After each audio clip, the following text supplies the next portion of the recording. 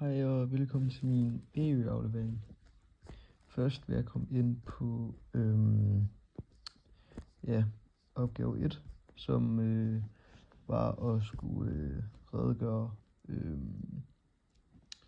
kort for formålet med Thisted Bryghus årsrapport, hvorefter jeg vil komme ind på virksomhedens økonomiske udvikling de seneste 5 år. Derefter vil jeg komme ind på en diskussion af fremtidsforudsigterne for Thisted Bryghus med inddragelse af noget af det vedlagte materiale, vi får tildelt. Årsrapporten den giver egentlig et indblik over virksomhedens økonomiske situation og udvikling. Den kan være med til at informere aktionærer, investorer eller andre interessenter om virksomhedens omsætning, omkostninger, aktiver, gæld og resultater. Formålet er at vise, hvordan virksomheden klarer sig, om virksomheden har en sund økonomi, og om hvilken retning det går i. Jeg vil komme ind på analyse af Thisted Bryghus økonomisk udvikling de seneste 5 år. Først vil jeg lige komme ind på likviditetsgraden, og likviditetsgraden den viser egentlig, hvordan virksomhedens evne til at betale kortfristet gæld er.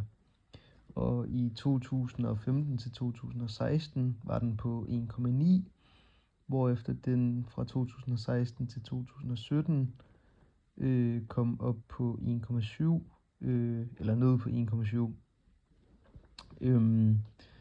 Derefter i 2017 til 18 steg den til 2,3, og i 2018 til 2019 røg den ned på 0,07, hvorefter den i 2019 til 20 kom op på 1,4 igen. Så der kom en forbedring fra 2018 til 19, til 19 til 20, men den er stadig under nogle af de tidligere år. Og så i 2017 til 18, der havde virksomheden en stærk likviditet, men i 2018 til 19 så faldt den så markant. Men i 2019 til 2020 så blev den så forbedret, men er stadig lavere end tidligere år. Jeg vil komme ind på soliditetsgraden, og soliditetsgraden den viser, hvor stor en del af aktiverne, der er finansieret med egenkapital. Og i 2015-2016 så havde de en soliditetsgrad på 68,8%.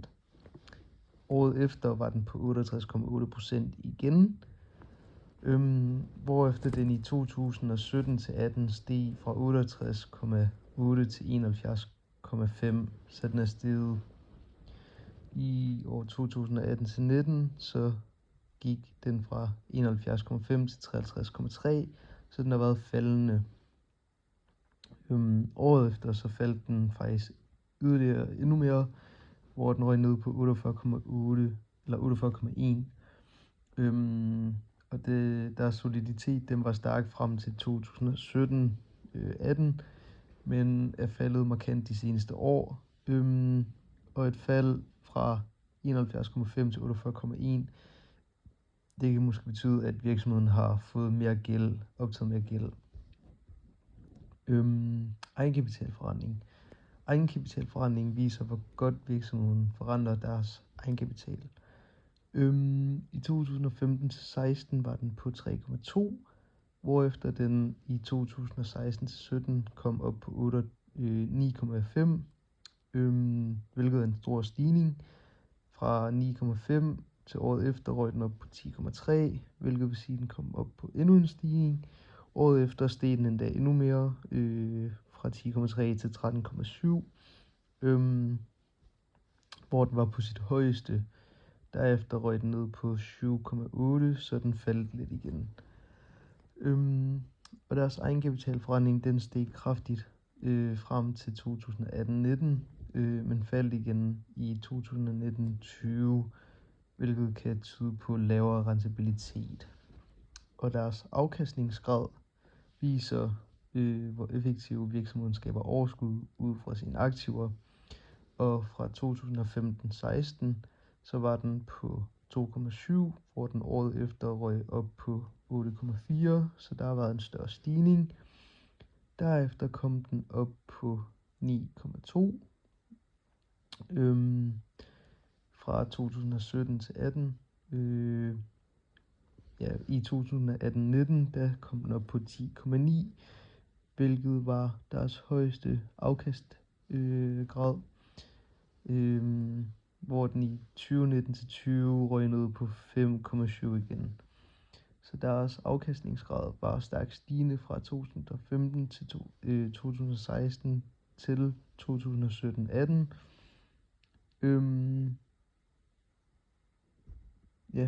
Eller 2018-19, hvorefter den faldt igen i 2019 til 2020, hvilket så kan skyldes, at de måske har haft en lavere indtjening eller højere omkostning. Så en samlet vurdering, det er, at sidste år de har haft en positiv udvikling frem til 2018 til 2019, hvor deres nøgletal som egenkapitalforretning og afkastningsgrad var på deres højeste. Men i 2019-20 til 2020, så ses der et fald i soliditeten, deres egenkapitalforretning og afkastningsgrad, hvilket kan tegne på økonomiske udfordringer. Og jeg ved ikke, om det måske kan binde lidt i corona. Der stod lidt om coronaen, men det var den forventede udvikling, tror jeg det var. Hvor de havde skrevet, at Thisted Bryghus fremstår i dag som et veldrevet bryggeri med vækst i både omsætning og resultat fra år til år. Dog opleves en lille tilbagegang i corona-året 2020, så det kan være skyld i, at de har haft et fald der. Diskussion af fremtidsudsigterne. Nogle positive faktorer, det kan være, at de har en stærk markedsposition inden for specialøl og bæredygtighed. De har en stabil omsætning trods deres økonomisk udsving i 2020. Nogle udfordringer kan være, at de havde en faldende soliditetsgrad, hvilket betyder mere gæld. Derudover så har de fået en lavere afkastningsgrad og egenkapitalforretning, som kan påvirke investeringslysten.